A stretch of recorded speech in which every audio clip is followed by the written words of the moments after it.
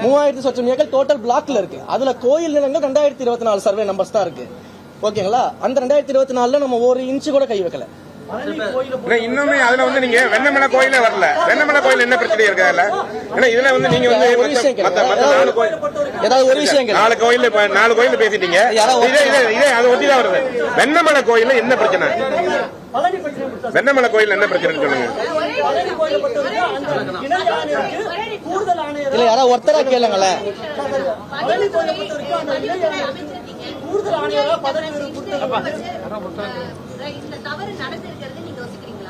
தவறு நடந்திருக்கு. ஸ்டார் 3.0 ஒரு இது ரிஜிஸ்ட்ரேஷன் போட்டீங்கன்னா ஈஸி எடுத்தீங்கன்னா எல்லா லிஸ்டும் வரும். ஒரு கோயில் நிலம் ஒரு ஏக்கர் நிலம் 100 கோடி இருக்கும்போது அந்த லிஸ்ட் எல்லாம் வரும்போது இது வெறும் சப் ரிஜிஸ்டார் மட்டும் தான் ஈடுபட்டிருக்காங்களா? அமைச்சர் லோகேஷ் அவர்கள் விஷயம் நான் சொல்றேன். அவர் சொல்லுவாரு சப் ரெஜிஸ்டார் இந்த சப் ரெஜிஸ்டார் தப்பு பண்ணாருன்னு தெரிஞ்சதுனாலதான் அவர் வந்து நேரத்தையும் சஸ்பெண்ட் பண்ணியாச்சு. அவர்கிட்ட நம்ம பேசும்போது ஓரலா என்ன சொல்றாரு அப்படின்னா, கோர்ட் டைரக்ஷன் வச்சு நான் அந்த பத்திரத்தை பதிவு செஞ்சுட்டேன் அப்படிங்கிறாரு. என்ன அப்புறம் இப்போ நம்ம வந்து அந்த டாக்குமெண்ட் ஹோல்ட் பண்ணி தான் வச்சிருக்கிறோம். இப்ப என்ன கேட்டீங்க? ஸ்டார் அவருக்கு மட்டும் தான் தெரிஞ்சு நடந்துச்சான்றது.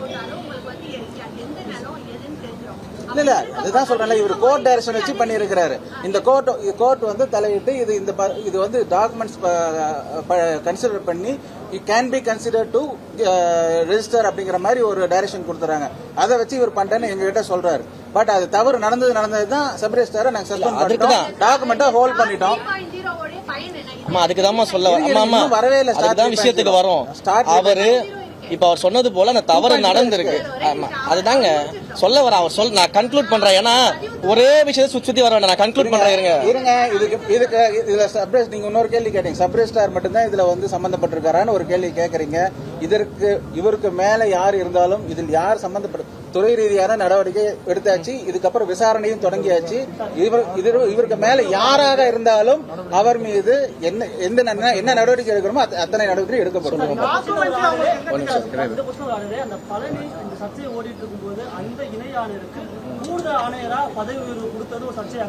அதுதாங்க சொல்றேன்.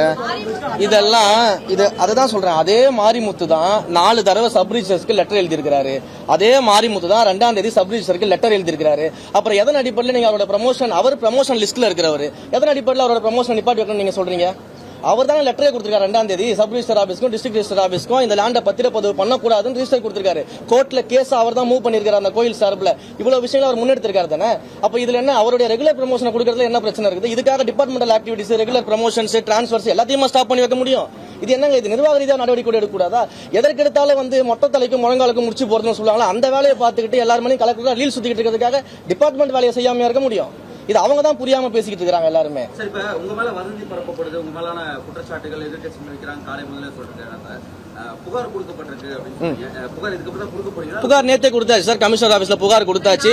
சம்பந்தப்பட்ட ஐடிஸ், எந்தெந்த யூடியூப் மீடியாஸ், எந்தெந்த முக்கியமான மீடியாக்கள்ல என்னுடைய உறவினர்னு சொல்லி சொல்றது, எனக்கு இதுல பங்கு இருக்குன்னு சொல்லி சொல்றது, ஆதாரம் இல்லாத குற்றச்சாட்டுல யார் யாரெல்லாம் வச்சிருக்காங்களோ ப்ராப்பர் லிங்கோட அவங்க செய்தியோட எல்லாத்தையுமே கமிஷனருக்கு கம்ப்ளைண்ட் கொடுத்திருக்கிறோம். அதன் மேல ஆக்ஷன் எடுப்போம். தொடர்ந்து இதே மாதிரி இழிவாக முறையில இதே மாதிரி ஒரு பொய் புரட்டு செய்திகளை ஆதாரம் எல்லாம் பேசிட்டு இருந்தா அடுத்த கட்ட நடவடிக்கைகள் எடுப்போம். சட்ட ரீதியா கொடுத்தாச்சு கம்ப்ளைண்ட் கொடுத்தாச்சு. எஃப்ஐஆர் இன்னைக்கு ஃபைல் பண்ணிக்கலாம். 4 கோயில தவிர நான் ஒரு கேள்வி எனக்கு என்ன முடியல. அது நம்ம கேள்வி அதை முடிக்கணுங்க. எஃப்ஐஆர் இன்னமும் அமைச்சர் கொடுத்த புகார் மீது எஃப்ஐஆர் காவல்துறை ஏன் பதிவு பண்ணாங்க? நேத்து நைட் தாங்க கொடுத்துருக்கோம். அவங்களும் அதை பார்த்துட்டு எஃப்ஐஆர் ஃபைல் பண்ணுவாங்கல்ல. சாதாரண மக்களா இருந்தாலும் ஒண்ணுதான், அமைச்சர் இருந்தாலும் ஒண்ணுதான். அமைச்சர் நான் மட்டும் என்ன ஃபாஸ்ட் ஃபார்வர்டா பண்ண முடியும்? அவங்க விசாரிச்சுட்டு எஃப்ஐஆர் போட்டு கொடுப்பாங்க. நாங்க எங்க வேலையை பார்த்துட்டு இருக்கோம். சார் ஐயா, ஏன் கேள்விக்கு பதில்? ஏன்னா 4 கோயில்ல வந்து 4 கோயிலுக்கு அந்த இது பண்ணிட்டீங்க. இப்ப இன்னுமே அதுதான் சொல்றேன். இதுக்கு சம்பந்தப்பட்ட எந்த ஒரு அதிகாரி, எந்த ஒரு தனிநபராக இருந்தாலும் சட்டப்படி நடவடிக்கை உட்படுத்தப்படுவார்கள். சொல்றேன், நாங்க தேவைப்பட்டா இதுக்கு மேல் விசாரணைக்கு எந்த வித லெவலையும் சிஎம் கிட்ட ரெக்வஸ்ட் பண்ணி வந்து இப்ப 4 கோயில் ஒரு நிமிஷம் 4 கோயில்ல வந்து அந்த பிரச்சனை வந்து முடிஞ்சது. அங்கேயே வந்து கரூர்லயும் இன்னொரு கோயில் இருக்குது பிரச்சனை. வெண்ணமலையில வந்து கேஸ் போட்டுக்காம கேஸ் ஓடிட்டு இருக்குது. அதுல என்னன்னா அதுல இதே மாதிரிதான் இனாமா கொடுத்ததுலயும் வந்து அவங்களுக்கும் பிரச்சனையா இருக்கு. அந்த கரூர் வெண்ணமலை கோயில்னால என்ன சிச்சுவேஷன் இருக்கு, என்ன மனு வெண்ணமலை கொடுத்திருக்காங்க? கோயில் மட்டும் இல்ல சார், கரூரை சுத்தில பல்வேறு கோயில்கள்ல இந்த பிரச்சனை இருக்கு சார். தெளிவா சொல்றோம், முதல் கட்டமாக இந்த 4 கோயிலை எடுத்து இந்த 4 கோயில்ல கிளியர் கேசஸா இருக்கக்கூடிய பிளாக்ஸை நம்ம ரிமூவ் பண்ணிருக்கிறோம். இது முதல் கட்டமாக பண்ணக்கூடிய ஃபேஸ் 1 பணின்றதை மிக தெளிவா சொல்லியிருக்கிறோம். கலெக்டர் அவருடைய அறிக்கையிலயும் அதை சொல்லியிருக்கிறாரு. இது எல்லாமே ஒரு ஸ்டெப் பை ஸ்டெப் ப்ரொசீஜரா பண்ண போறோம். இன்றைக்கு கோர்ட்ல ஹியரிங் வந்திருக்குது, கோர்ட்ல கவுண்டர் ஃபைல் பண்ண சொல்லியிருக்காங்க.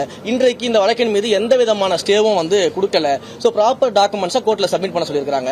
நாங்க கவுண்டர் கொடுக்க போறோம். அதே போல இந்த மாதிரியான கிளியர் கேசஸ் இன்னும் எங்கெங்கெல்லாம் இருக்குது, இதற்கு நாங்க என்னென்ன அடுத்த கட்ட முன் நடவடிக்கை எடுக்க போறோம் அப்படிங்கறது எல்லாமே நானும் மாண்புமிகு அமைச்சரும் ரெவென்யூ மினிஸ்டரும் எல்லாரும் சேர்ந்து முடிவு பண்ணி சிஎம் கிட்ட அப்ரூவல் வாங்கிட்டு தொடர்ச்சியாக தெளிவாக சொல்றோம்.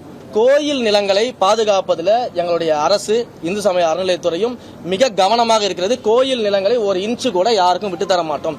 அதே சார் போல இந்த மாதிரியான மக்கள் வாழ்வாதார பிரச்சனை, மக்கள் அவங்களுடைய இத்தனை ஆண்டு காலமாக வாழ்ந்து எல்லா டாக்குமெண்ட்ஸ் வச்சுக்கிட்டு பட்டா வச்சுக்கிட்டு அரசாங்கம் ஒரு ஆக்ட் போட்டு பட்டா கொடுத்து அதை கூட பயன்படுத்த முடியாத சூழல் இருக்கும்போது அங்கு மக்களுக்காகவும் இந்த அரசாங்கம் செயல்படக்கூடும். அதனால மக்கள் பிரச்சனையா அணுகுவோம், கோயில் பிரச்சனையா அணுகுவோம். இதுல நாங்க கிளியர் கட் டைரக்ஷனோட இருக்கிறோம்.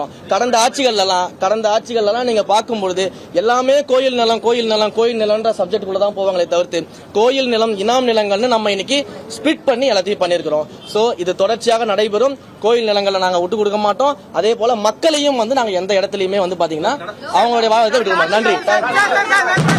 நன்றி.